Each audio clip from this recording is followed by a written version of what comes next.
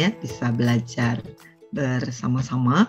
Dan hari ini kita akan belajar tentang satu tema ya, yaitu rekan kerja yang cakep.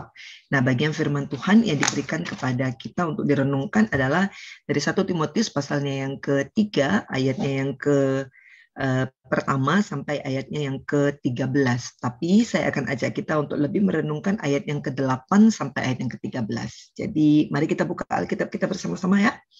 1 Timotius pasal yang ketiga, ayat yang ke-8 sampai ayatnya yang ke-13.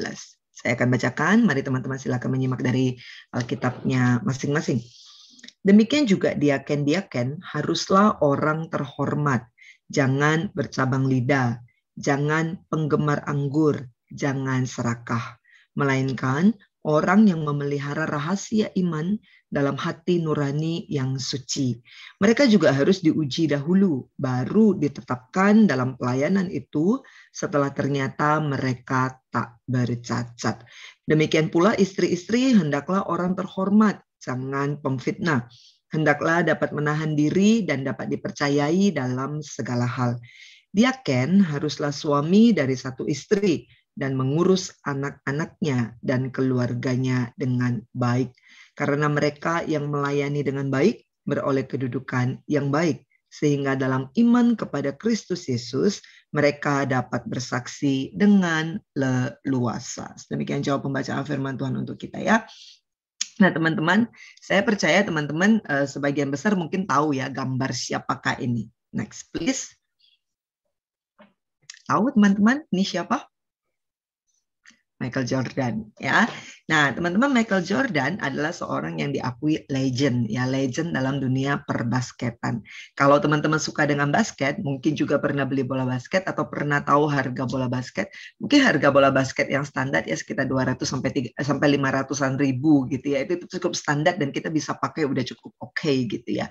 Tetapi kalau satu bola basket itu sudah dipegang oleh Michael Jordan, sudah kena bau-bau keringatnya, iler-ilernya ditambah lagi begitu ya.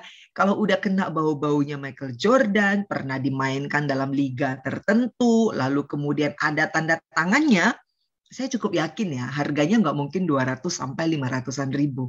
Nggak mungkin. Bahkan saya pernah membaca satu artikel yang membahas tentang di dalam tangan siapa harga sebuah benda bisa jadi berapa nilainya begitu ya.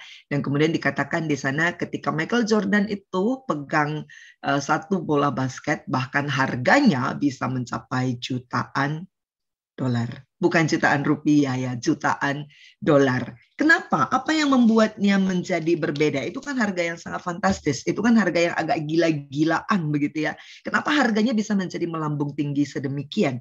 Nah, saya yakin itu tentu bukan karena bolanya. Bukan karena bolanya terbuat dari emas. Bukan karena bolanya nggak bisa kempes. Bukan. Tetapi tidak diragukan lagi itu berkaitan dengan siapa yang memegang bola itu. Semakin mahir, semakin terkenal, semakin cakap, semakin legend orangnya, maka tentu harganya akan semakin melambung tinggi.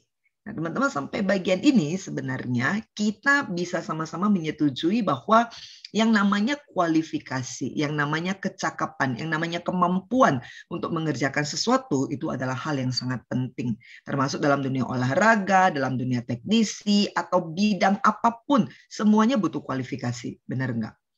Benar ya? Dan kalau teman-teman sebagai mahasiswa nanti suatu saat akan ngelamar kerja, mungkin sebagian di antara teman-teman juga udah ada yang mulai cari-cari ini mau kerja apa. Waktu kita mau ngelamar itu juga biasanya setiap lamaran-lamaran begitu harus menyertakan kualifikasi minimal ya, tamatan apa. Ada tuntutannya, ada yang D3 oke, tapi ada juga yang menuntut S1. Ada yang menuntut minimal punya pengalaman 1 tahun atau pengalaman 2 tahun begitu ya. Ada untuk masing itu semua punya kualifikasinya sendiri-sendiri. Nah, semua pekerjaan itu membutuhkan kualifikasi, teman-teman. Dan saya cukup yakin sebenarnya itu adalah hal yang standar. Itu adalah hal yang standar dan wajar dimaklumilah oleh semua orang. Kalau kita punya HP kita rusak, nggak mungkin juga kita suruh sembarangan orang untuk memperbaiki. Yang ada HP kita tambah hancur ya kan ya. Ya pasti kita akan cari orang yang memang udah punya keahlian dong. Memang dia itu tukang servis HP, memang dia mengerti seluk-beluk per-HP-an begitu ya, baru kita berani mempercayakan HP kita kepada dia. Nah, demikian juga dalam dunia kekristenan. Sadar tidak sadar sebenarnya menjadi orang Kristen itu butuh yang namanya kecakapan. Sadar tidak sadar sebenarnya Tuhan menuntut kualifikasi dalam diri orang Kristen. Pada waktu Tuhan bilang kamu menjadi pengikutku, itu aja sudah ada kualifikasinya. Itu aja sudah ada standar yang Tuhan tentukan. Kamu harus jadi murid. Dan yang namanya murid, kamu harus sangkal diri, kamu harus pikul salib, kamu harus mengikut aku. Segala sesuatunya Tuhan sudah tetapkan. Itu kan bicara tentang kualifikasi. Betul ya?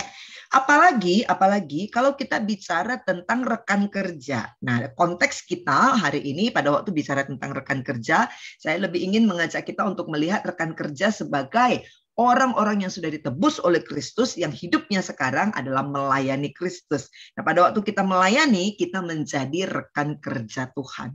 Masalahnya adalah rekan kerja seperti apa yang dikehendaki oleh Tuhan dalam diri kita sebagai orang percaya. Nah, ini yang saya mau ajak kita untuk lihat hari ini. Nah, kenapa saya tidak ajak kita untuk lihat dari pasal 3 ayat yang pertama sampai yang ke-7? Karena pasal 3 ayat pertama sampai ke-7 bicara tentang penilik jemaat. Ini sebenarnya lebih bicara untuk orang-orang khusus yang melayani di gereja dengan jabatan-jabatan tertentu. Jabatan-jabatan yang istilahnya itu jabatan-jabatan yang penting yang akan menentukan arah dari sebuah gereja. Atau kalau kira-kira kita mau sederhanakan penilik-penilik jemaat ya, untuk konteks-konteks sekarang itu seperti majelis, penatua, begitu ya, elder, yang kayak begitu ya. Nah, tetapi kita akan lihat sedikit lebih yang lebih dekat dengan kita dari diaken. Meskipun memang awal-awalnya diaken ini juga sebenarnya lebih bicara kepada orang-orang yang dipanggil secara khusus untuk melayani di gereja. Jadi mereka adalah orang-orang yang punya tanggung jawab yang sangat besar untuk melakukan satu pelayanan. Tetapi memang dalam perkembangannya kata diaken ini sedikit mengalami perkembangan makna. Nah, contohnya adalah, next please, lanjutkan aja beberapa definisi di bawahnya. Nah, contohnya adalah kata diaken ini dalam beberapa teks-teks yang berbeda itu juga disamakan dengan pelayan meja, petugas ibadah, hamba dari seorang raja, atau yang paling menarik adalah di Kolose 1 ayat 7 pelayan Kristus. Maka kata diaken ini berdasarkan perkembangan makna katanya ini lebih dekat dengan kita sebagai pelayan Tuhan yang melayani sekarang. Tidak harus dalam konteks gereja, tidak harus dalam konteks kemajelisan, struktur kepengurusan, tetapi ini lebih bicara tentang bagaimana kita bisa menjadi seorang pelayan yang sesuai dengan kehendak Tuhan, begitu ya. Nah, jadi sebelum kita lihat apa itu maksudnya rekan kerja yang cakap, bagaimana kualifikasi seorang rekan kerja yang dikehendaki oleh Tuhan dari diri kita sebagai pelayan, nah, saya mau ajak kita lihat dulu apa artinya diaken dulu. Ketika kita menjadi diaken, ketika kita disebut sebagai seorang pelayan, itu sebenarnya definisi pelayan itu apa buat Tuhan. Ingat ya, sekali lagi definisinya apa buat Tuhan. Bukan menurut saya, tetapi menurut Tuhan. Bukan menurut standar siapa, tetapi menurut standar Tuhan. Nah, berdasarkan perkembangan katanya, makna dari definisi diaken ini, sebenarnya saya punya satu makna yang sangat bicara tentang keteladanan dan kerendahan hati. Perhatikan ya, ketika Alkitab itu bicara tentang seorang diaken, konteks kita lebih sempit di sini, kita lebih melihatnya dalam konteks diaken, itu sangat bicara tentang kerendahan hati, itu sangat bicara tentang orang-orang yang melayani dengan sepenuh hati. Lihat aja definisinya, pelayan meja. Pelayan meja, teman-teman tahu nggak sih itu pelayan meja gimana? Pernah makan kan ya ke rumah makan ya, dan pelayan-pelayan yang datang ke meja kita untuk nanya mau makan apa Kak, mau minum apa Kak, dan setiap kali kita ngomong apapun akan dicatat oleh dia. Seorang pelayan meja yang baik, dia nggak akan protes walaupun kita 10 kali ganti menu. Kak, saya makan mie. Nggak jadi deh Kak, saya makan nasi aja. Makan nasi, janganlah ya, nanti aku gendut. Karbonya banyak.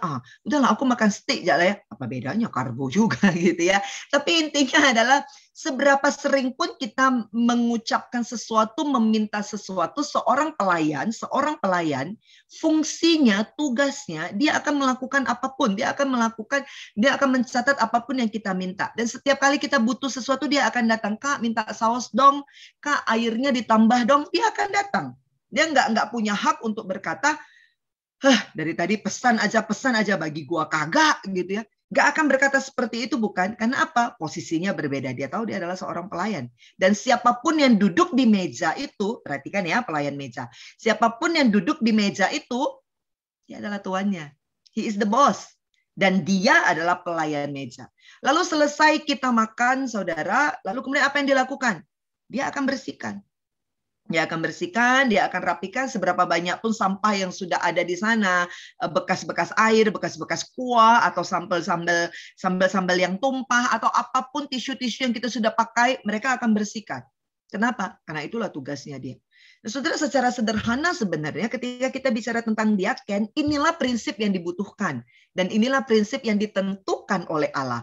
Bahwa seorang pelayan, dia harus menjadi pelayan meja. Kalau saudara saat ini sedang melayani Tuhan, entah sebagai pengurus atau apapun, saudara, mau di perkantas, di PMK, dimanapun begitu ya, di gereja saudara atau dimanapun.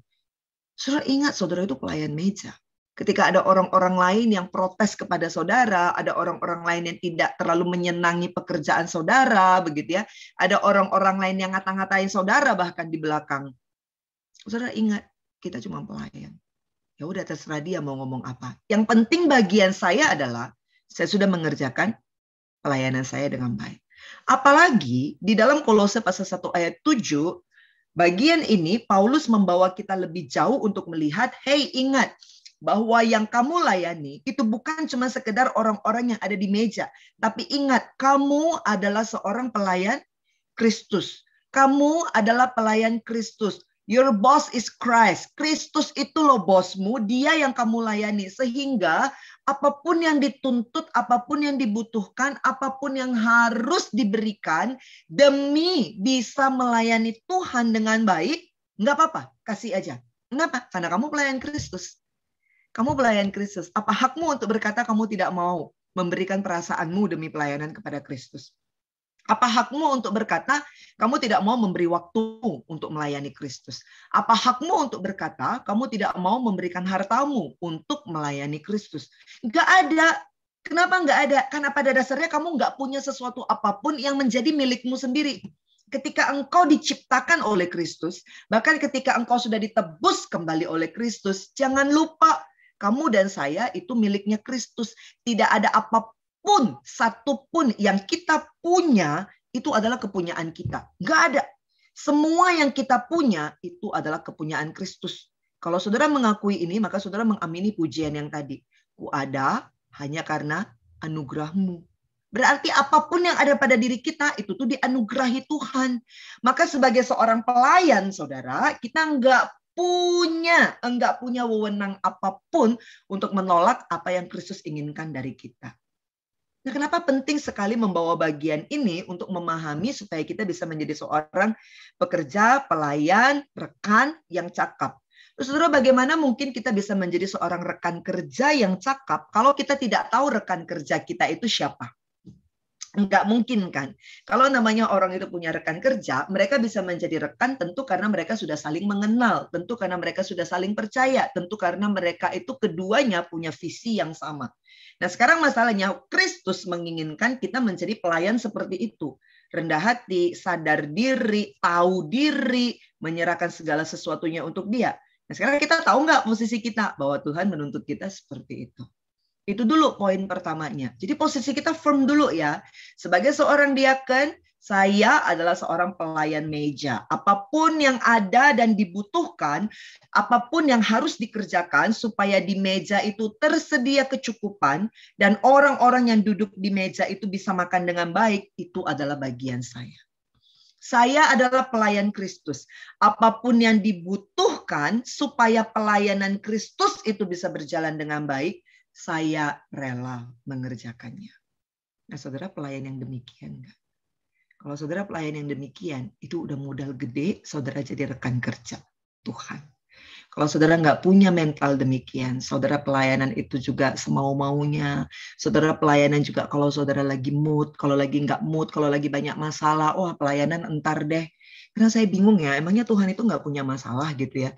Seluruh dunia ini datang kepada dia, seluruh dunia ini ngeluh kepada dia, tapi dia nggak pernah berhenti melayani kita. Kita baru aja diputus pacar, rasanya udah nggak mau pelayanan ke Tuhan. Loh emang yang nyakitin kamu itu Tuhan? Enggak kan? Tapi kenapa Tuhan selalu jadi korbannya?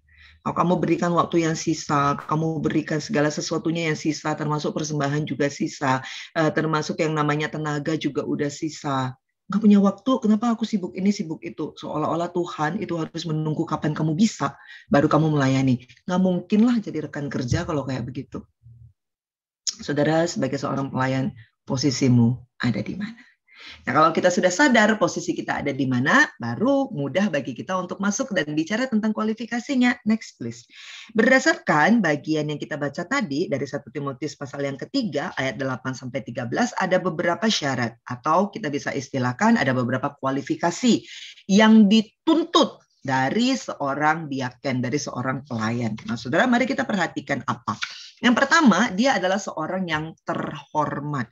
Saudara bicara tentang seorang yang terhormat, menurut saya kalau disingkatin begitu ya, bicara tentang seorang yang terhormat, itu bukan sekedar bicara orang yang pakai jas, orang yang rapi, orang yang datang dengan membawa ajudan, wah rasanya langsung, ini pasti orang terhormat nih, datang kayak begini nih, begitu ya.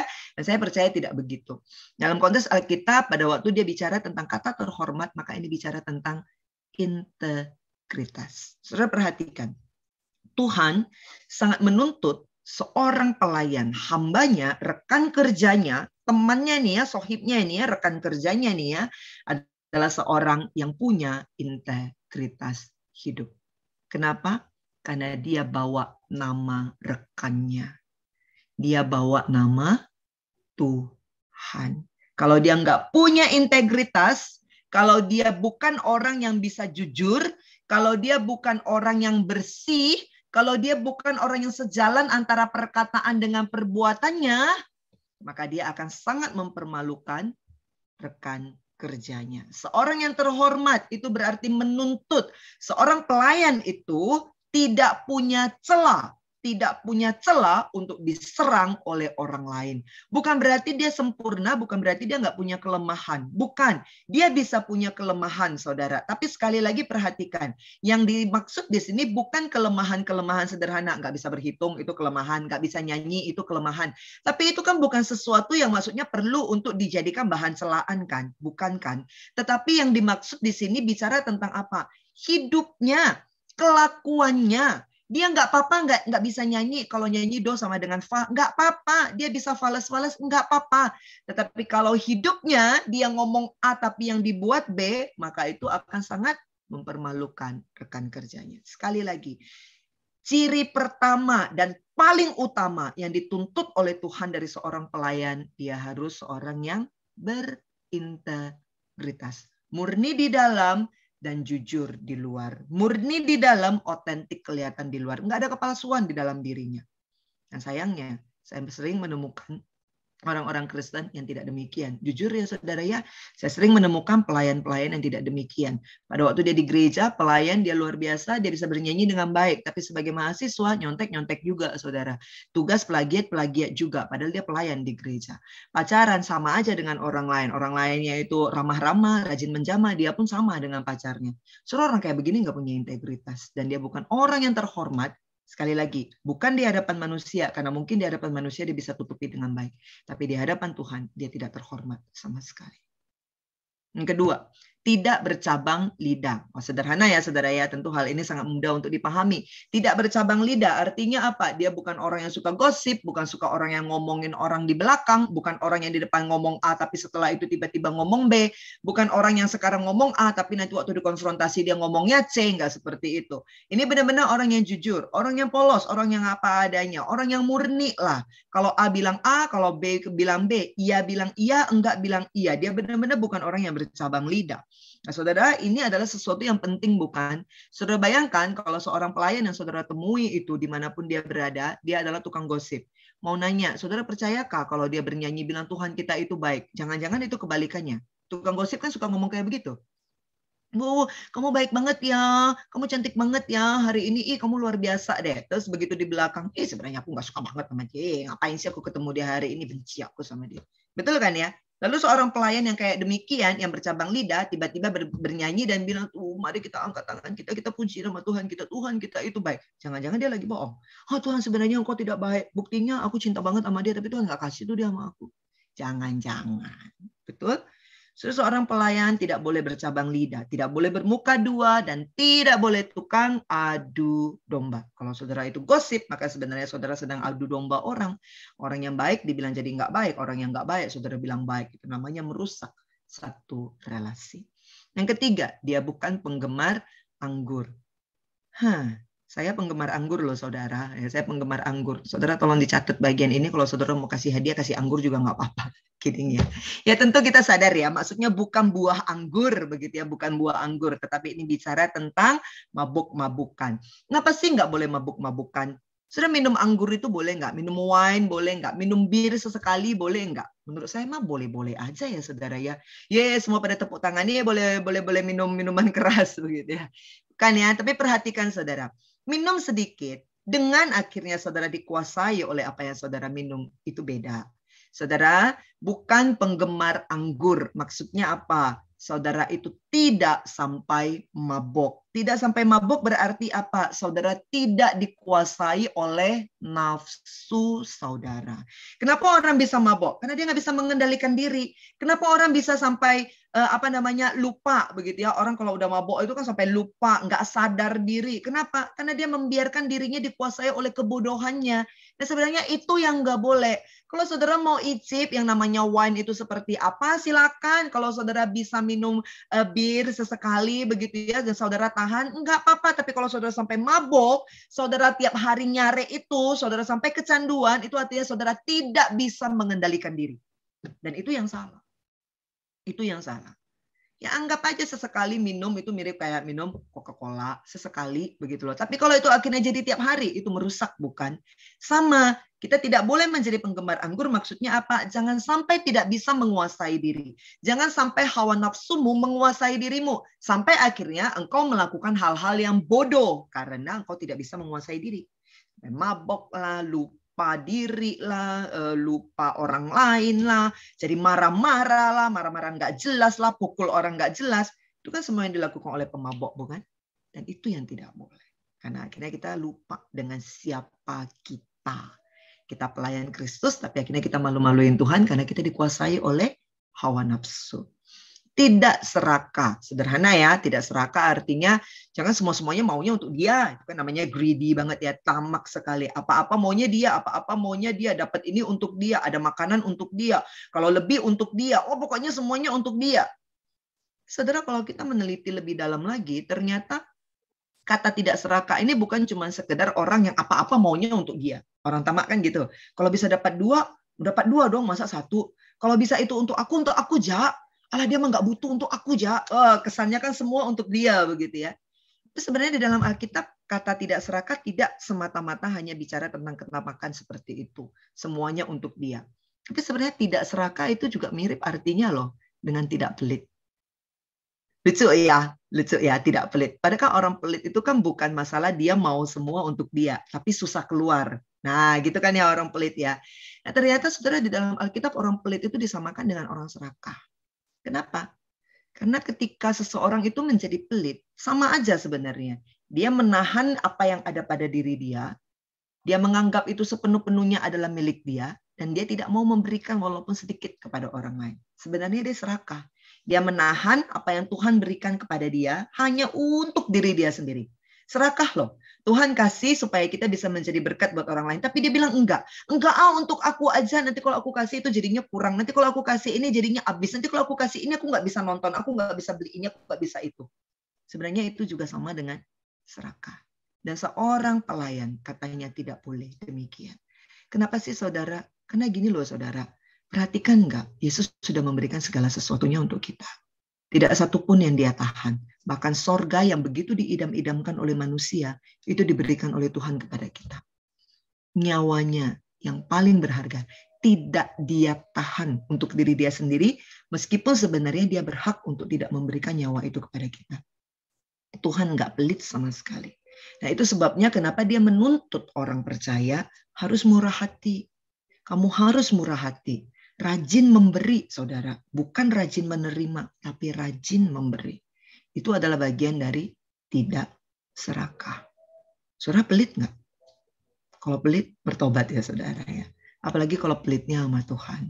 Pelit waktu, pelit tenaga, pelit ide, pelit apa ya, kalau ada apa-apa itu suka hitung-hitungan, perhitungan banget sama Tuhan. Itu bagian dari serakah loh saudara. Jangan ya. Apalagi kalau kamu masih muda, dari muda udah serakah, tua mau jadi apa? Kebayang saudara. Jangan ya. Kemudian ciri pelayan yang lain. Mereka adalah seorang yang dapat memelihara rahasia iman dalam hati nurani mereka yang suci. Sederhananya mereka adalah orang yang mengerti apa itu iman. Baru mereka bisa pelihara rahasia iman itu, betul kan? Nah, orang yang memelihara rahasia iman dalam hati nurani yang suci, artinya mereka adalah seorang yang mau diajar, yang mau terus bertumbuh di dalam iman mereka. Saudara, seorang pelayan penting sekali untuk bertumbuh. Saudara, kita kan rekan kerjanya Tuhan. Kalau kita tidak mengenal rekan kerja kita, kan tadi kita udah bilang ya, susah kan kerja dengan orang yang kita nggak ngerti dia maunya apa. Nah, Tuhan ini kan sempurna, kita kan jauh dari sempurna. Tuhan nggak akan bergerak kemana-mana karena dia udah sempurna. Tapi kita ini enggak, kita jauh banget dari sempurna. Jadi, kita harus menjadi seorang yang terus mau diajar, mau dibentuk, dan mau belajar. Supaya makin hari kita makin serupa dengan Kristus. Nah, itu loh sebenarnya yang paling dituntut oleh Tuhan dari kita.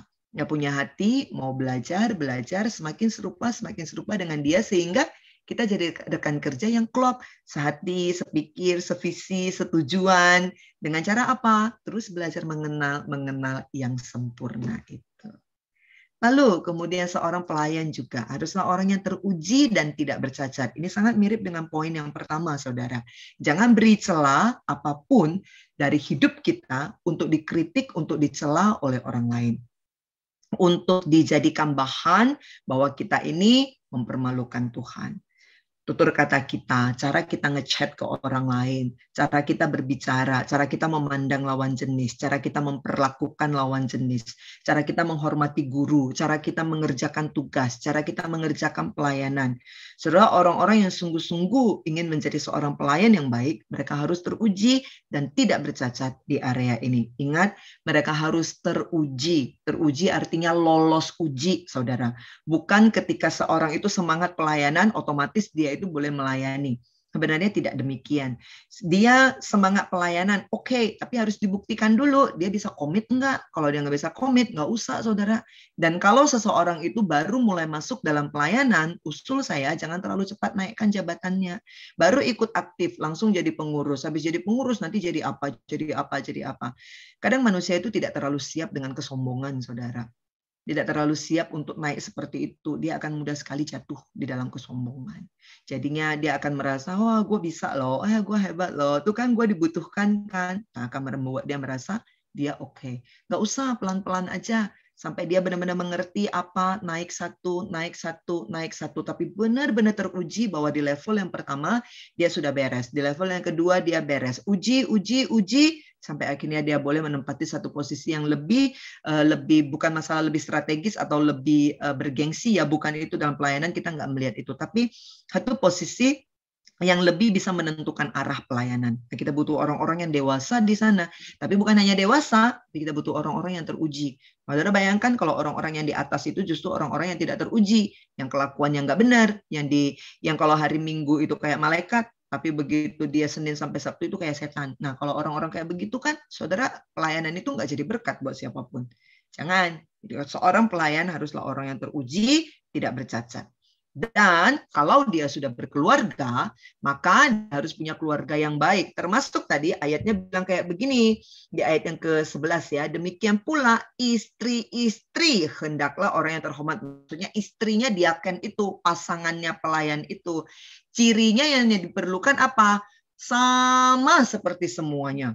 Jadi seorang istri dari diaken, pasangan dari seorang diaken, tuntutan yang dibutuhkan itu sama. Dia harus terhormat juga. Dia tidak boleh tukang gosip juga. Dia bukan pemabok juga. Dia nggak pelit dan nggak serakah juga. Dia juga orang yang bertumbuh. Dia juga orang yang teruji. Sama persis, saudara.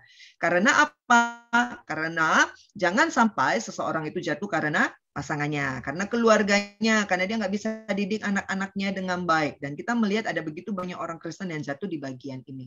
Nah, saudara mungkin memang sebagian besar belum berkeluarga, tetapi ketika nanti saudara mencari pasangan, saudara ingat prinsip ini penting. Kalau saudara adalah seorang hamba Tuhan, seorang pelayan Tuhan, seorang yang melayani Tuhan, saudara perlu memikirkan poin ini. Kalau nanti saya menikah, bukan cuma sekedar karena dia cantik, dia mapan, punya kepribadian. Rumah pribadi, mobil pribadi, tabungan pribadi. Bukan cuma sekedar yang seperti itu ya saudara, tapi perhatikan apakah dia memenuhi syarat-syarat juga sebagai seorang pelayan Tuhan yang baik. Sehingga ketika saudara berdua bersama menjadi partner seumur hidup, saudara pun bisa berjalan dengan derap langkah yang sama. Saudara, ketika saudara mencari pasangan, tampang itu memang biasanya menjadi penggoda pertama gitu kan ya. Oh cantik, oh langsung habis itu muncul lah ya, oh seandainya gitu. Aduh ganteng banget, alah coba kalau punya pasangan seganteng itu. Oke saudara memang pertamanya seperti itu, tapi ingatlah cantik dan ganteng itu nggak selamanya. Terus belum tentu juga dia cantik gara-gara itu, gara-gara memang aslinya cantik. Bisa jadi cantiknya itu karena make up-nya itu 5 cm kan ya. Jadi saudara perhatikan baik-baik integritas, kelakuan, begitu ya, semua itu harus mendahului sebelum saudara tergoda hanya karena penampilan. Saudara sering sekali penampilan di luar itu tidak sebagus dalamnya, maka hati-hatilah. Oke, nah kembali lagi kepada bagian ini. Jadi saudara, pada bagian ini kita melihat begini, kualifikasi yang ditentukan oleh Tuhan untuk seorang rekan kerja yang akan melayani bersama-sama dengan dia itu tuh nggak main-main. Tuntutan dari Tuhan itu begitu tinggi. Karena firman Tuhan ngomongnya jelas banget. Mulai dari kehidupan keluarga, kehidupan pribadi, kelakuan dia, bahkan dari dalam dan keluar. Tidak serakah itu kan bicara di dalam. Kan kadang-kadang kita susah tahu orang itu serakah atau enggak gitu ya. Kecuali udah ada satu kasus gitu. Tapi itu kan bicara tentang motivasi di dalam. Lalu kemudian bisa memelihara rahasia iman itu kan bicara tentang motivasi di dalam. Tapi ada juga yang keluar. Tidak bercabang lidah. Kan ketahuan kalau orang tukang gosip ya. Terus penggemar anggur kan ketahuan juga kalau orangnya suka mabok dan sebagainya. Nah, saudara lihat enggak di antara semua ini kualifikasi-kualifikasi yang dituntut ini benar-benar bicara tentang apa? Karakter loh, saudara. Bicara tentang karakter. Dan sayangnya pada waktu kadang kita mencari pelayan ini bisa menjadi nomor 2. Kenapa? Karena kita sering sekali tergoda melihat kualifikasi yang lain. Kualifikasi yang lain itu apa? Karunia. Dia bisa nyanyi, dia punya karisma, dia bisa menggerakkan orang, dia pinter organisasi, dia pinter ini, dia pinter itu, dia bagus main musik ini dan itu. Ya kadang yang kita lihat kualifikasi pertama untuk menjadi seorang pelayan adalah itu. Pada saudara lihat coba, dari poin 1, 2, 3, 4, 5, 6, 7. Ya, 2, 4, 6, 7. Dari 7 poin ini nggak ada satupun yang ngomong kayak gitu. Dia harus bisa nyanyi, dia harus bisa ini, dia harus bisa itu. Semua yang karunia itu nggak penting. Nah, lihat. Yang Tuhan pentingkan itu bicara tentang karaktermu. Siapa kamu di hadapan Tuhan dan siapa kamu di hadapan manusia. Itu lebih penting. Kadang kan kita suka nanya, kalau orang punya hati tapi dia nggak punya kemampuan. Gimana ya? Kan kita butuh orang yang punya skill. Saya setuju. Tapi saudara jangan lupa, lihat di dalam Alkitab. Belajar percaya sama Alkitab ya saudara ya. Alkitab bilang apa? Karunia itu datangnya dari mana? Dari Tuhan. Karunia itu datangnya dari Tuhan. Tuhan mau kasih karunia apa sama siapa, itu nggak susah, saudara. Tuhan tiba-tiba mau kasih kamu bisa main musik, bisa. Tuhan mau tiba-tiba bikin kamu jadi pengkhotbah, bisa. Tuhan mau tiba-tiba bikin kamu jadi ini, jadi itu, jadi ini, jadi itu, bisa, saudara. Karunia itu bukan sesuatu yang susah buat Tuhan. Satu kali cetikan begitu aja Tuhan bisa kok kasih karunia. Tetapi karakter itu beda. Tuhan bisa jadikan kamu orang yang tiba-tiba kayak begini, karakternya semuanya luar biasa begini bisa. Tapi kan dalam perjalanan kita dengan Tuhan nggak kayak gitu. Itu tuh butuh proses. Dan bagi Tuhan, hati, kerendahan hati, orang yang mau diajar, itu lebih penting. Itu lebih penting. Karena kalau orang udah punya hati yang mau diajar, aduh karunia itu pasti akan datang sendiri. Ketika kamu sungguh-sungguh mau melayani Tuhan, Tuhan lihat, oh di sini butuh ini. Enggak susah buat Tuhan untuk memberikan orang yang bisa melayani seperti itu di sini. Yang Tuhan tuntut sebagai seorang rekan kerja yang cakap adalah sungguh-sungguh hidupnya bersih di luar dan di dalam. Nah, saudara, kamu seorang pelayan yang demikian atau tidak. Setelah kita paham apa itu pelayan, apa kualifikasinya, maka sekarang kita bisa simpulkan begini. Ya, next please, terima kasih. Kita bisa simpulkan begini, lanjutkan aja semuanya. Saudara, meskipun ya kita bilang begini, semua orang percaya harus melayani Tuhan. Tapi lihat, semua orang percaya harus melayani Tuhan bukan berarti melayani sembarangan. Mereka harus punya kualifikasi. Dan kualifikasinya harus tinggi. Standarnya harus tinggi. Kenapa? Karena kamu bukan melayani meja tok. Kamu bukan melayani manusia, tapi kamu melayani raja, segala raja. Kamu melayani Tuhan yang sudah mati untuk kamu. Maka seorang yang sungguh-sungguh bisa disebut sebagai rekan kerja Tuhan yang baik. Rekan kerja yang sungguh-sungguh mencintai Tuhan. Rekan kerja yang sungguh-sungguh mau memberi seluruh hidupnya untuk Tuhan. Saudara, rekan kerja itu pasti orang yang cakap. Karena hatinya beres di luar dan hatinya beres di dalam. Nah, orang seperti ini yang menyerahkan seluruh hidupnya untuk Tuhan, maka dia pasti menjadi rekan kerja yang cakap dan klop dengan Tuhan. Saudara, saya ingin mengajak kita untuk memikirkan bagian ini dengan baik ya. Saya mau lompat saja ke bagian yang paling bawah tentang rekan kerja yang baik melakukan yang terbaik bagi Tuhan dan manusia. Bolehkah lompatkan slide saya ke bagian itu? Lanjutkan saja terus. Nah, bagian ini sebenarnya adalah bagian yang akan merangkul menjadi penjabaran dari penjelasan saya yang di atas tadi ya. Pelayan udah tahu apa, maka melayani bagaimana. Tetapi saya ingin lebih berfokus kepada pelayannya saja malam hari ini. Next kan aja, lagi. Masih agak jauh. Lagi. Lagi.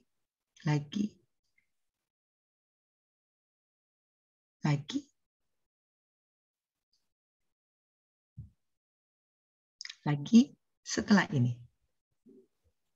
Ya. Jadi saudara, siapakah seorang rekan kerja yang cakap itu? Seorang rekan kerja yang cakap berdasarkan definisi-definisi di atas tadi yang sangat mementingkan karakter tadi ya, luar dan dalamnya, sebenarnya dapat dikatakan begini, seorang rekan kerja yang cakap adalah dia seorang yang benar-benar punya hati, punya motivasi, dan punya keinginan melakukan yang terbaik bagi dua sasaran. Yang pertama adalah bagi Tuhan, dan ketika dia mengejar yang terbaik bagi Tuhan, maka itu akan terlihat dari dia akan memberi yang terbaik untuk sesama.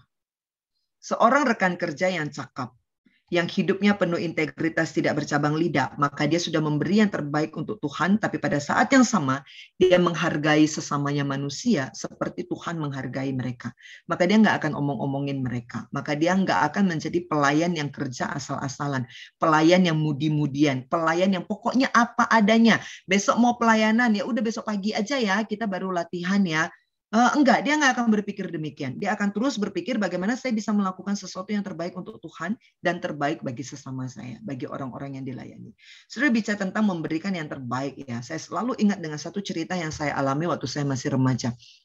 Waktu saya masih remaja, saudara, saya asalnya dari Medan. Saya bergereja di satu gereja yang kecil. Jemaat kami itu nggak banyak, belasan doang. Bahkan sampai sekarang mungkin sekitar 20-an aja. Tapi saudara lihat ya, dari mulai saya sekolah minggu, remaja, sampai sekarang saya sudah 10-an tahun melayani Tuhan. Gereja yang kecil itu nggak pernah tutup loh. Itu gereja yang kecil, orangnya sedikit. Saya aja kadang-kadang bingung uangnya ada gimana, begitu ya, hamba Tuhan juga silih berganti, karena itu di tempat yang kecil. Dan memang di satu komplek gitu aja. Jadi orangnya ya paling itu tak itu aja, begitu. Tidak banyak, saudara. Tapi saya melihat pekerjaan Tuhan luar biasa loh di sana. Sampai sekarang bisa bertahan aja, itu tuh anugerah yang besar sekali. Tidak kekurangan, mereka masih bisa bangun dan sebagainya. Padahal jemaat 20-an doang. Itu tuh luar biasa. Nah, ada satu pengalaman, saudara, dari waktu SMA itu, saya sudah bantu ngiring di ibadah begitu ya. Lalu saya punya ada satu jemaat di tempat saya pelayanan, namanya Ibu Meili. Ibu Meili ini waktu saya remaja itu sudah 70-an tahun. Nah, sekarang dia sudah tidak ada. Sudah 70-an tahun, tapi dia masih aktif sekali untuk melayani. Dan dia melayani sebagai seorang WL, liturgis gitu ya.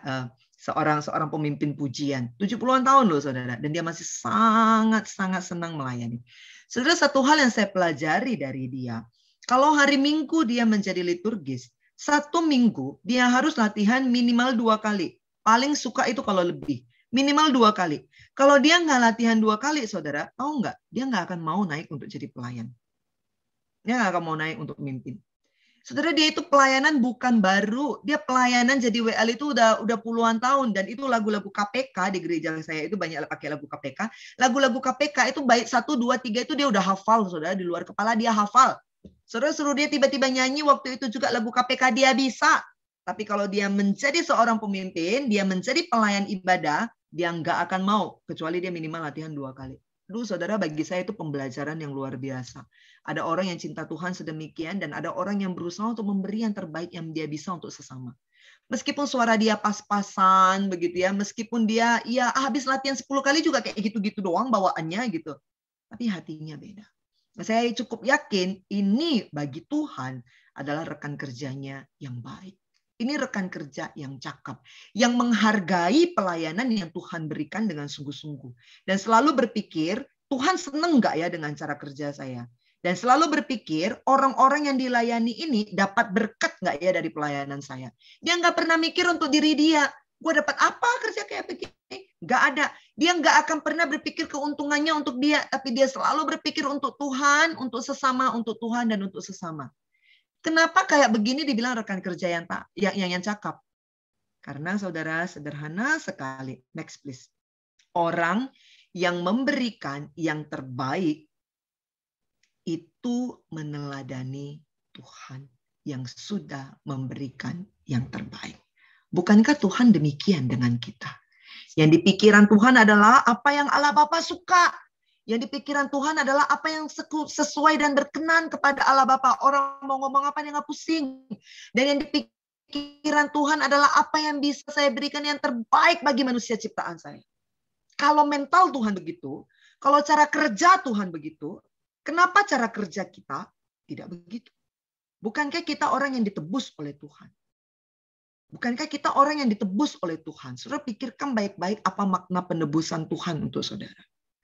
Supaya kita bisa menjadi serupa dengan dia, bukan? Seharusnya cara dia melakukan pelayanan itu adalah cara kita juga untuk melayani.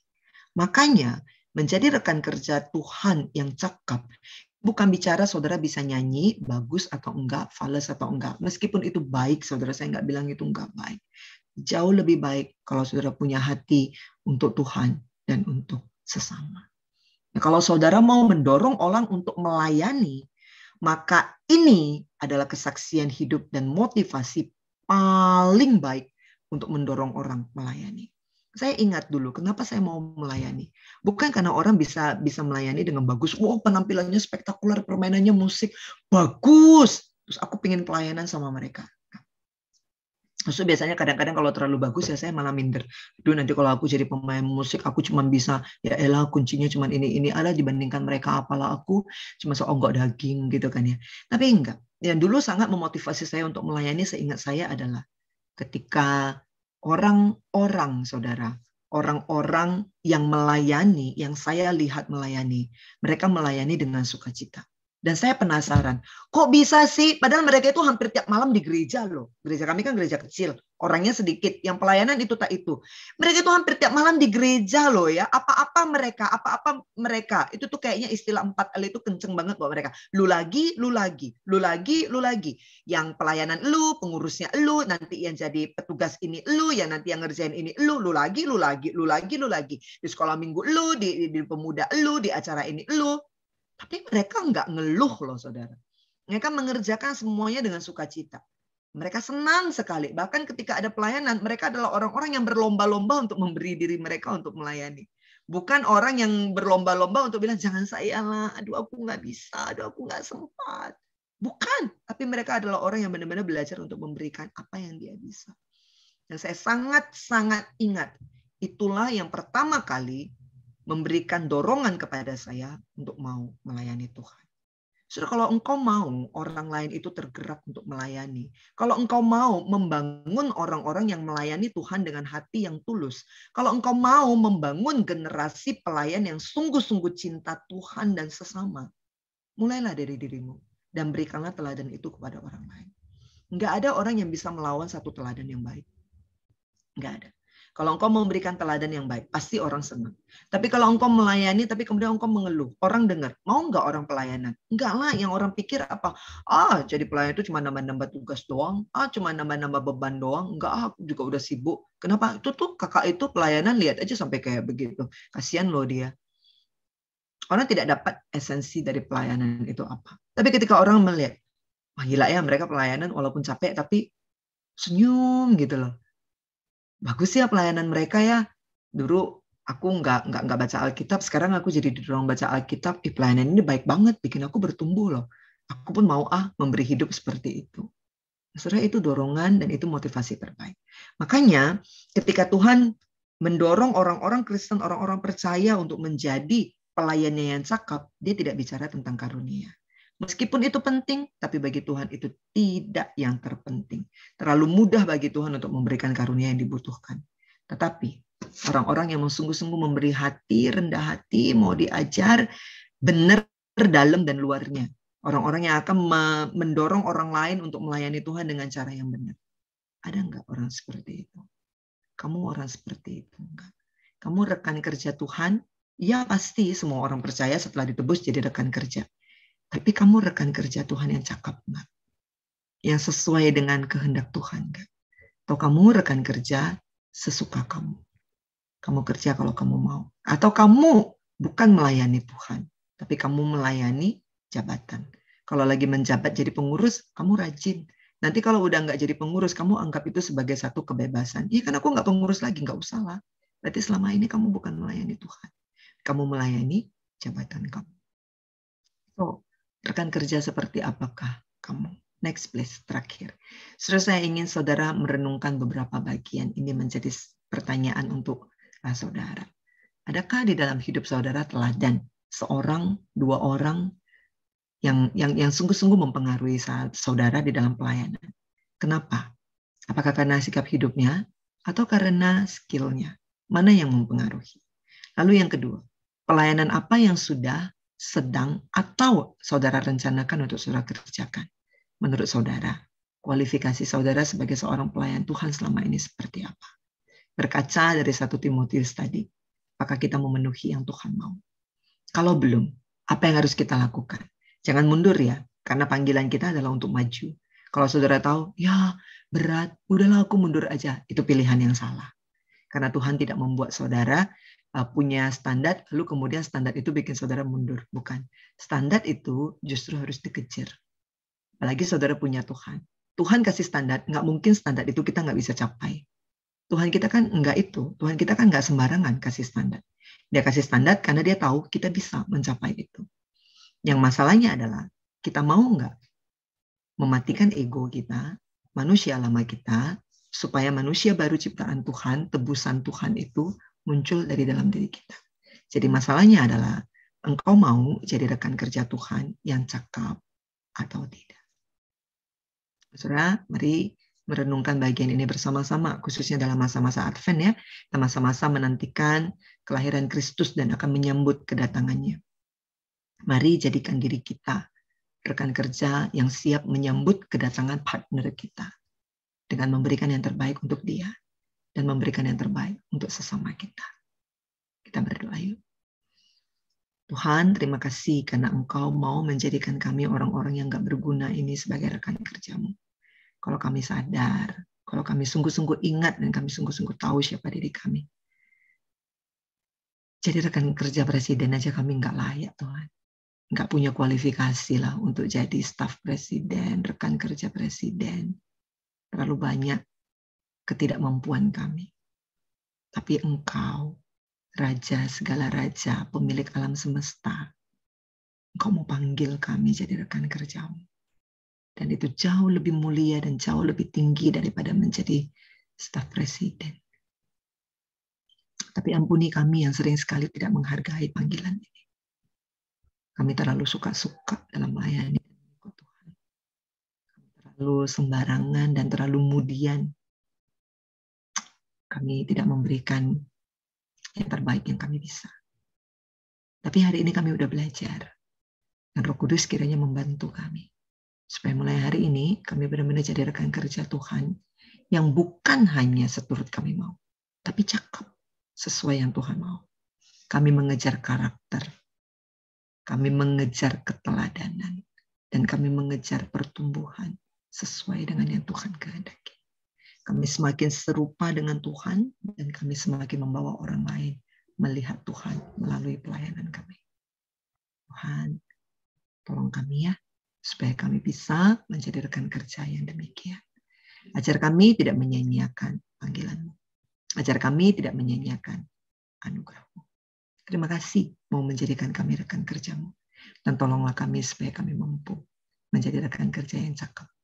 Terima kasih, dengar doa kami. Dalam nama Tuhan Yesus kami berdoa. Amin.